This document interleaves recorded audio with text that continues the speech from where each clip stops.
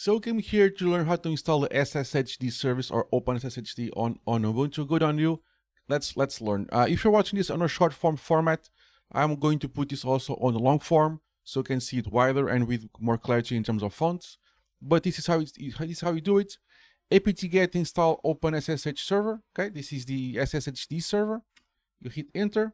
You say yes, and this is going to just download some stuff and install some stuff. You should be good to go at this point. This is going to be different for everybody else, the rhythm, the time it takes, but just be patient. We should be good to go. Then you just do systemctl enable -- now open SSHD probably. Okay, and you should be good to go. Cool.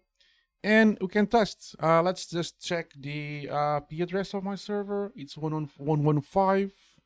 I have it at the ready. I'll just open it. This is Putty just telling me some stuff. Okay. I'm going to say yes. I have now the login screen.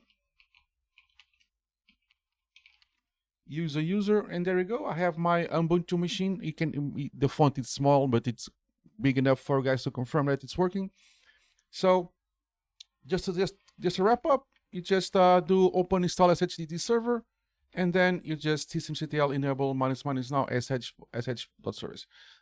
If you want just a quick recommendation, before you do any apt and install stuff, just do apt-get update just to get your repositories up to date, or else you may have some unexpected results, and that they're not errors. You just did not update your apt cache or update service to the most recent, so you don't get your packages.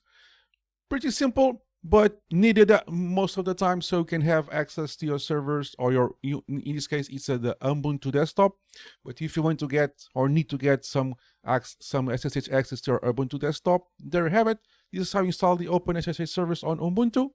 Really quick. Like, subscribe, and comment, and I'll see you in the next one. Cheers, guys.